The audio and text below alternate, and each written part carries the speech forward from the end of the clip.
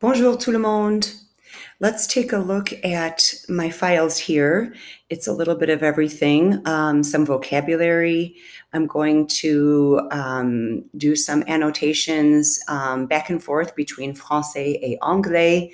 We're going to look at the vocabulary and the movements, and then I'm going to give you a little tour of some great French painters of the 17e, 18e, 19e siècle.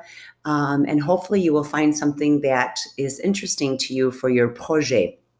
Okay, first, a little review of our vocabulaire. Perhaps you want to try repeating after me. Let's keep up on our pronunciation. Alors, un musée de beaux-arts, une peinture, un tableau. Alors, ce sont des synonymes, a painting. You can use either term, une peinture, un tableau. Peinture is also paint. For example, if you want to buy paint to paint your bedroom, c'est de la peinture. Un tableau, un pinceau, c'est une brosse pour appliquer les couleurs sur une toile. Une toile, the canvas.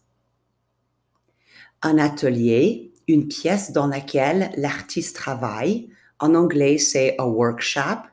By the way, we can also use un atelier for not just the physical space, but if you're going to attend a workshop on a certain topic to learn something, that's also called un atelier. Une aquarelle, rappelez-vous, c'est un type de peinture. It's using water-based paints. Un cadre, c'est ce qui entoure une photo ou un tableau. Une nature morte, en anglais, a still life. Un fusain, c'est un type de crayon. En anglais, it's a charcoal crayon. Un modèle, c'est le même mot en anglais. Une palette, c'est comme en anglais. Graver, to engrave. Poser, c'est le même mot en anglais aussi, hein, to pose. Appliquer, utiliser. OK, maintenant, les mouvements. Le rococo, c'est le premier mouvement que nous allons regarder, 1730 à 1789. Un sujet préféré, c'est les aristocrates. Perhaps you know the painting of the young girl on the swing, la fille sur la balançoire. Le néoclassicisme, 1760 à 1830. La mythologie grecque, l'Antiquité sont des thèmes préférés dans le néoclassicisme. Le romantisme, 1775 à 1850. Les sujets sont souvent les voyages exotiques, les paysages lointains, faraway exotic landscapes. Romantisme is followed by réalisme, where we get kind of a real taste of real life, people working hard, everyday life. Examples are coming up in a moment. Alors, le réalisme, 1830 à 1890. L'impressionnisme et le néo-impressionnisme, 1850-1900. Post-impressionisme, le pointillisme. So this is a big grouping of kind of similar styles. So le néo-impressionnisme, c'est exactement la même chose que le pointillisme. So these two are the same. It's the usage of the tiny little dots, les petits points de couleur.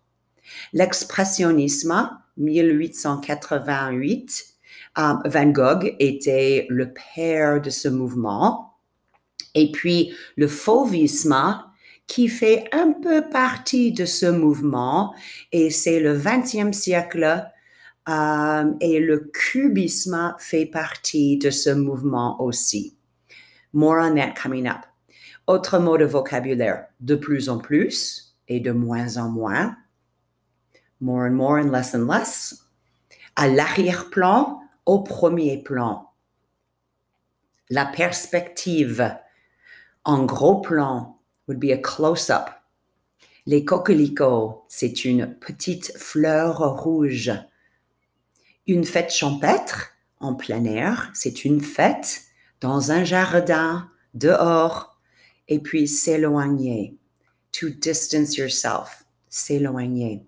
Des grands maîtres de la peinture française, Claude Monet, Pierre-Auguste Renoir, Georges Seurat, Vincent Van Gogh. L'arrière-plan et le premier plan. Alors, le premier plan, c'est ce que nous voyons in the front of the painting. L'arrière-plan, ici, si vous regardez ce tableau très célèbre, en anglais Mona Lisa, en français le Joconde, dans l'arrière-plan, il y a des paysages, un paysage avec de l'eau, une forêt, etc. So that's the background, l'arrière-plan, le premier plan. Le gros plan would be a close-up. All right, let's do a little activity here. Play with me a little bit, everybody. Jouez avec moi, jouez avec moi. A famous, one of the three ladies of the Louvre. Do you know what the sculpture is called? C'est la victoire de Samothrace. En anglais, the winged victory. Qu'est-ce que c'est? Van Gogh, une toile, un cadre. Well, we actually see both of these, don't we? Mais tout ça, c'est une toile. Qu'est-ce que c'est? Un paysage marin. Il y a un bateau, la mer. Qu'est-ce que c'est? Oh, c'est trop difficile, hein? Une palette avec des pinceaux. Qu'est-ce que c'est? Un fusain. C'est un crayon spécial. Qui a peint ce tableau très connu, Nuit étoilée? C'est un Van Gogh.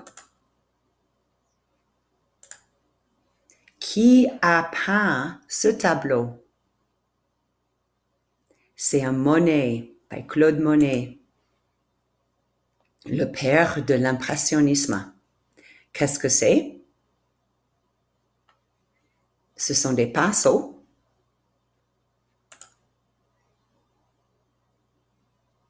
Qu'est-ce que c'est? C'est gravé. Another one of the ladies of the Louvre, the three famous ladies of the Louvre. Comment elle s'appelle? C'est la Vénus de Milo. La pauvre, elle n'a pas de bras. Qu'est-ce que c'est? C'est un cadre.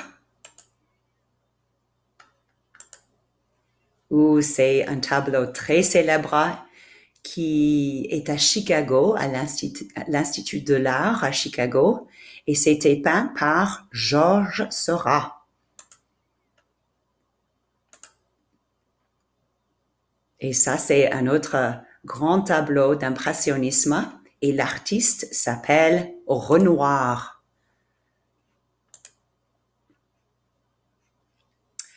Ce n'est pas un Seurat, ce n'est pas un Monet, c'est une fête champêtre.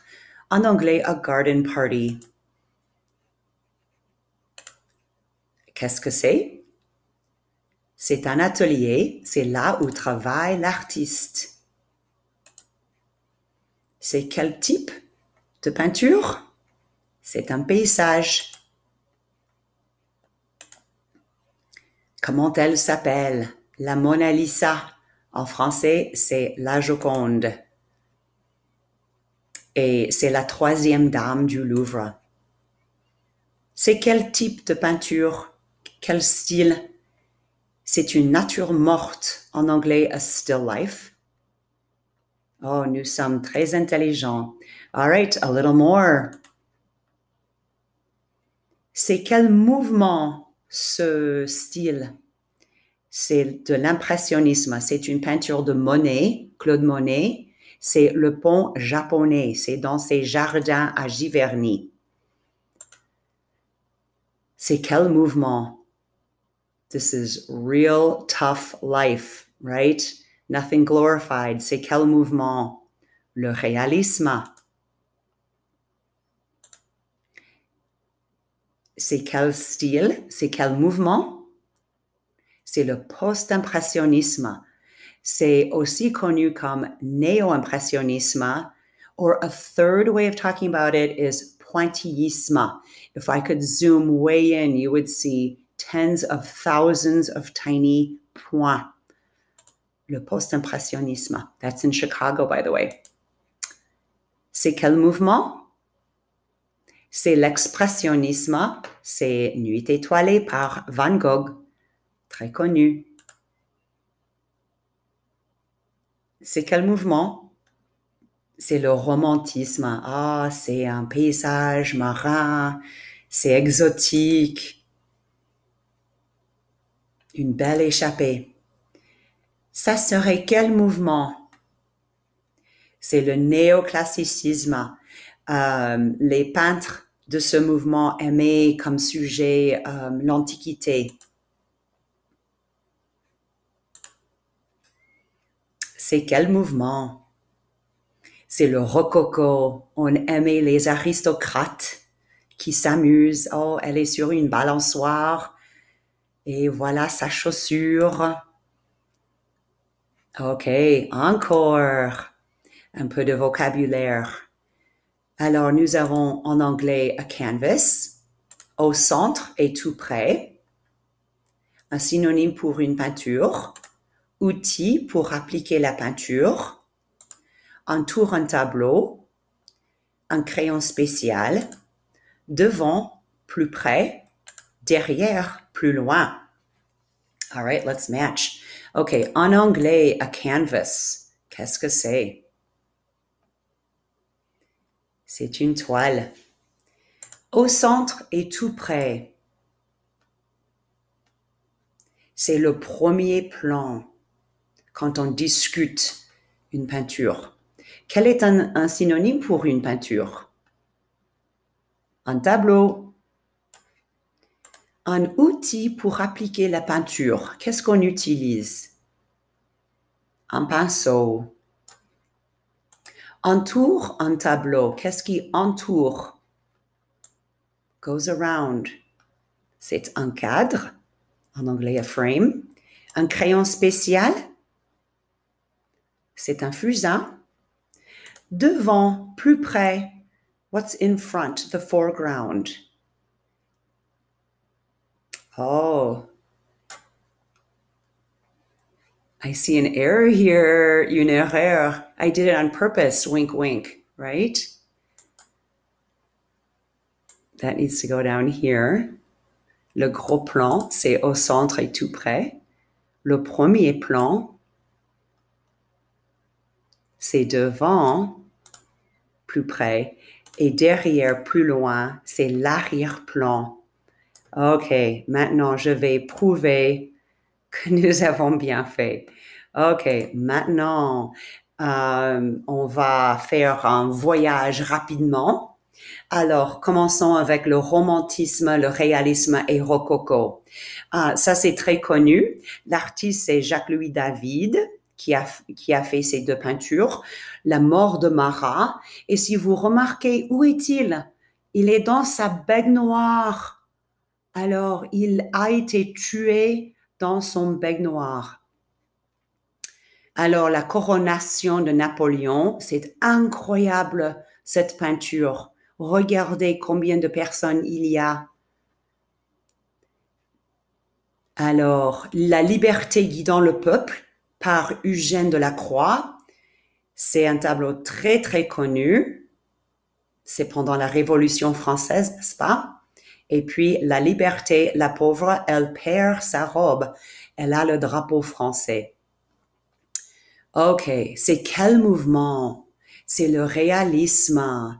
Et ce tableau s'appelle Les Glaneuses, The Gleaners. C'est de prendre ce qui reste après la récolte. Et l'artiste s'appelle Jean-François Millet. So that right there is le réalisme. People working hard. Voilà un autre exemple. Les casseurs de pierre, the rock breakers. L'artiste s'appelle Gustave Courbet. Encore le réalisme. Oh, here is a big break from réalisme. C'est le rococo, le mouvement, c'est le rococo. Et l'artiste s'appelle Fragonard. Et les sujets sont souvent les aristocrates. Oups, encore. Et Watteau est un autre artiste connu ici. OK, on continue. Les impressionnistes et post-impressionnistes. Ce sont des tableaux de Monet, les bottes de foin, et il aimait peindre beaucoup de fois le même sujet pour étudier l'effet de la lumière et de la température atmosphérique sur ces sujets. Alors, c'est quelle saison? Ça, c'est évidemment l'hiver. Ça, c'est probablement l'été ou l'automne. Et à quelle partie de la journée? Est-ce que c'est le matin, l'après-midi, le soir? Alors, voilà. Ça, c'est aussi des tableaux de Monet, les nymphéas. En anglais, c'est The Water Lilies. Et le pont japonais à Giverny. Rappelez-vous, Giverny, c'est la ville où se trouve la maison de Monet. I hope you all go there someday. C'est magnifique. OK, un autre mouvement, le fauvisme. Le fauvisme is kind of a subcategory in expressionisme. Fauvisme, you can tell right away because it's a bit abstract and the colors are a bit shocking. Fauvisme, c'est le mot fauve. Fauve veut dire wild animal. Peut-être vous vous rappelez de ce mot du Petit Prince, quand Saint-Exupéry a dessiné un serpent boa qui a mangé un fauve. Alors, regardez les couleurs très vives. Degas, Edgar Degas, c'est un impressionniste ou post-impressionniste, il a fait les deux. Il a beaucoup aimé peindre les danseuses, c'était son sujet préféré. So these are all Degas, by Degas. Beaucoup à Chicago. Et j'adore cette sculpture. Elle a un tutu en tulle. Très joli. OK, Rodin, vous connaissez cette sculpture? C'est le penseur. Magnifique. Ça, c'est aussi par Rodin, le même artiste, Rodin. Ça s'appelle La porte de l'enfer. The Gates of Hell. Alors, imaginez, ça c'est à Paris. Regardez, il y a un petit penseur et les images sont vraiment horribles. La porte de l'enfer. OK, maintenant, on passe à Gauguin, un autre artiste. C'est un expressionniste, un fauviste. Regardez les couleurs. Il a aimé peindre les scènes tahitiennes et bretonnes en Bretagne, en France. Et évidemment, est-ce que c'est Tahiti ou la Bretagne? Ça, c'est Tahiti. OK, et ça, c'est la Bretagne. Regardez les coiffes bretonnes. C'est toujours Gauguin. Ça, c'est un ange, an angel wrestling with the devil. Je pense que c'est ça. Intéressant. Encore Gauguin. OK, maintenant, Renoir, c'est un grand impressionniste. Your textbooks talk about how he likes to paint round faces with rosy cheeks. Alors, des visages ronds avec des joues rougeâtres. Les couleurs sont très, très jolies. OK, maintenant, Vincent Van Gogh, c'est le père d'expressionnisme. C'est un grand expressionniste. Voilà son autoportrait, Van Gogh. Et Nuit étoilée, le plus célèbre de ses tableaux. Les tournesols. Et sa chambre. OK, on continue. Cézanne, c'est un post-impressionniste et un cubiste dans ces mouvements-là. Alors, voilà des tableaux de Cézanne. Aimez-vous son style? Le cubisme, ça c'est un très bon exemple. Beaucoup de géométrie, beaucoup de figures géométriques, beaucoup de triangles, rectangles, beaucoup de mathématiques ici. Cézanne aussi aimait peindre les natures mortes avec des fruits. Et Henri Rousseau, c'est un post-impressionniste et souvent ces tableaux, c'est de l'art primitif ou naïf, dans le jungle par exemple. Alors regardez, il y a des lions, il y a des animaux qui se cachent. Ok, puis Marc Chagall. Ça, j'adore. C'est le plafond de l'Opéra Garnier à Paris. It's the ceiling. C'est dans le dôme. C'est très, très joli.